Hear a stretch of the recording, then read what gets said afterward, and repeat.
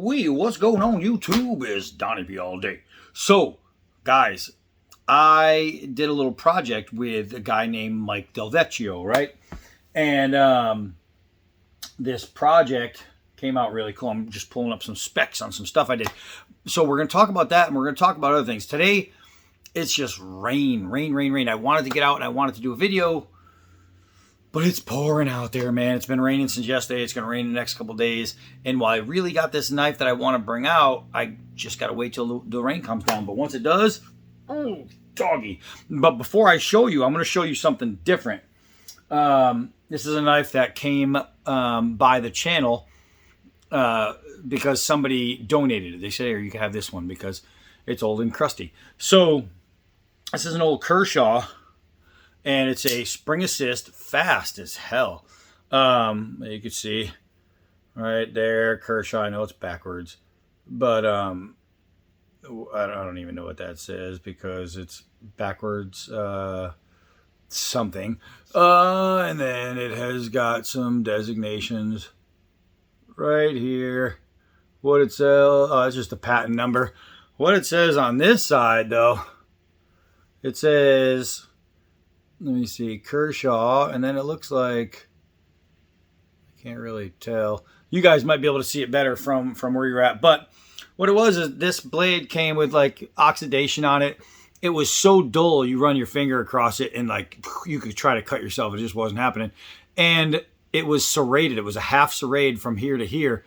And I just didn't like the half serrade. So I just took it downstairs and I got to the grinding. And now look at this edge.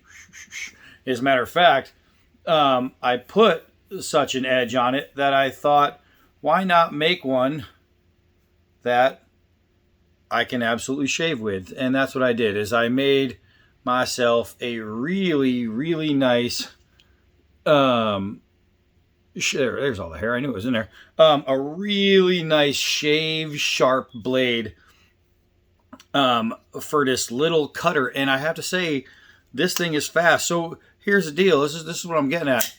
If you guys have an old knife or even a new knife and you picked it up and it had the serrations and you just don't like them, go to Harbor Freight and get yourself a little 1x30 and you can knock the serrations off, get a plain edge that is sharp as nutskin just by doing it yourself. You start out with like a 25-degree angle, just to get your edge down. Then you go to a 30-degree angle, pretty much, just to get the serrations out. Once that's done, then you just give it a few more passes at a 25-degree angle. And I'm guessing the angle because I do it by hand. I go in the 1x30. I don't use a work sharp. And then what I do is after I'm done, grind. I flip it over. And I do it again on a real fine grit, and that pulls all the little burrs off and straightens it out. Then I go up right there. I've got a strop hanging, and I take my strop, and I'll either press it against the wood or I have my strop board. I'll put it on, and I'll just give it some stropping, and that's what I come out with. But you guys can see that it's really, really sharp. And look at the edge, man. It looks like factory edge, and that used to have serrations, and it had not just little serrations, it had the high low. It had those, and it came out perfect. Now it's got like a little baby recurve. It's sharp as sin, and it was already fast. It's still fast. Now it's just fast and sharper. But it just goes to show, with just a 1x30, even a cheap Harbor Freight one, even I have a Harbor Freight one. I use my other one, my really good one. But the Harbor Freight one will do just fine on something like this. A little project where if you just don't like the serrations, and I'm not there's certain serrations I'll like and certain ones I don't. I just don't want them on a knife like this. I just want that plain edge. And now I have it. So let's get into the meat and potatoes. All right, so Mike Del Vecchio, right? This guy, an awesome brother of the blade. I mean, he's a brother of the blade. This guy reached out to me. He emailed me, and he said, yo, D-Bad, because that's who I am. He said, hey, D-Bad, I have an idea for a knife. He said, I really love the look of this guy. The Rough Rider I don't even know what it's called. I think it's Highlander. Rough Rider Highlander. He's like, I love this knife, but it's shrouded, right? It looks like full tang. You look at it, you go, wow, it's a full tang knife. It's not. There's a little beanie piece of steel in here that's nowhere near the size it should be to make. Like, you can get some shrouded knives. The Rambo knives done by Hollywood Collectibles Group are shrouded, but they are awesome. They're done right. You can get a good shrouded blade. If it's full tang shrouded, not true. There's a difference between true full tang means this continues all the way through here and it's exposed and you can see it. That's true full tang. A hidden true tang or true tang, a full, not a hidden true tang, a hidden full tang or a full tang shrouded means the steel goes from here and then it has a little cut down and then it goes all the way through to the end, except there's something around it, either just scales or something like this where they have a false piece of steel. Why they do this, I don't really know. I think it's just cost effectiveness maybe, but they do that, and some of them do it really good, like that Rambo knife, the MK8 and the MK9. Those are both shrouded from, not from Pole. He does a true full, but they're both shrouded from Hollywood Collectibles Group, except they're done so well. This thing, I took this out for testing. It failed. You're not just hearing this rattle. There's also inside, you're hearing the rattle from there. And I thought, well, that sucked. But it turns out that this is a really good kitchen knife, and that's what I use it for. Doesn't matter if it rattles if I'm using it in the kitchen. I don't care about that. The problem is, the look of it is amazing. It's an amazing look. It's a beautiful knife. It just sucks. So he thought the same thing as I did. He said, "Man, that knife is gorgeous. I love it, but I want to be able to use it." He said, "I wonder if you'd be able to develop a full tang version on the old computer that I can have made by the Kukri House in Nepal." And I said, "I think I could do that." I did that. So here's how cool Mike is. Mike asked me to do some work for him. So I did. Took me probably an hour and a half. I mean, just to perfect it, get everything down. It takes a little while to do it when you're doing everything by hand on the computer. And it's weird by hand on the computer, but I'm using the mouse and I'm just constructing, every little piece, and then I have to reform and re-go over and re-manipulate, and then I have to make sure that the size parameters match from the computer to what it's going to be on paper, from paper to steel. It's a pain in the butt, man. There's a lot of work into it that people don't realize. So he was so thankful that I did the design for him that he had the Kukri House make 2 of them. That's right, he made 2, and he sent me this one, the sheath. Obviously has the Kukri House style leg tie, which is pretty much my favorite leg tie. I really love this style. It keeps the end from fraying from having a leg tie on the end. And it just works and fits really, really well. This one, it has double security. This one is, I think, just more for... Kukri House did this. I think they did this more for aesthetics because it looks really cool. It's pretty badass. And the original one has this nylon sheath, and they had one. But what the original one didn't have, this one does have, is the snap up here, which is what I would use more often anyway. So I really like this one. But it's just, I mean, it's riveted really well. It's on there great. And now it's going to be covered in oil. Oh, man. Oh, it's a beast, guys. It's a beast. And you look at it and you think, okay, well, it looks like the same thing, right? Wrong. It's the same shape. But, again, they have to be more than 15% different in the design. Mine definitely is. It's definitely designed differently in size. This one has a full working choil, the rattly cheap one, which is really nice. My choil is a little fuller. Where this one, my finger is above, way up there. This one, my finger is, well, right there. So it's actually even, pretty much. So you see the depth of this choil compared to the depth of this choil. And the reason is because this blade is wider this way, not this way. So you can see also where the 1/4 inch thing happens compared to the original thickness of their blade. Look at the guard difference. My guard is welded on, and it's slightly different in shape in just certain areas, but it is a beastly guard. This right here is extremely narrow at the end. Not uncomfortable narrow. It actually fits well, but it's just very narrow. And what happens is that narrowness makes right here very square. So that's where it gets uncomfortable. It's a very square hold. I didn't care too much for that. Where mine is obviously thicker. Look at that. See the difference in the taper? I think you do. Where I get the full finger around, you can see my finger touches, which means this grip is made properly. And this one is made properly as well, just cheap. It's very narrow, but it has a good width. And that's the key. So the width on mine, because it's thicker, is slightly smaller than the width on this one. And that makes the handhold almost identical, except without the squaring up here. Makes it very, very nice to hold on to. I mean, the knife difference. You can see I changed the shape and the tip a little bit. This is more of a drop point, where this is more of a spear point, or slash like almost like an unmodified clip. The way it comes out, it almost has a kick, but this one I just wanted pure drop. Look at that. So you can really, really, really see it when you hold them up. And a lot of it comes from the fact that this is just a big, meaty piece of hunk of steel. The fullers, they use pencil fullers. I went with, obviously, a thicker fuller. I just love a big, fat fuller. I think it looks beautiful. The ends, you can see where, obviously, my hammer end means this is going to bust through cinder blocks, where this is just going to bust somebody's knuckles. And while this is good, that's fine. There's nothing wrong with that. This is just way, way better. I mean, that is a meaty pommel right there.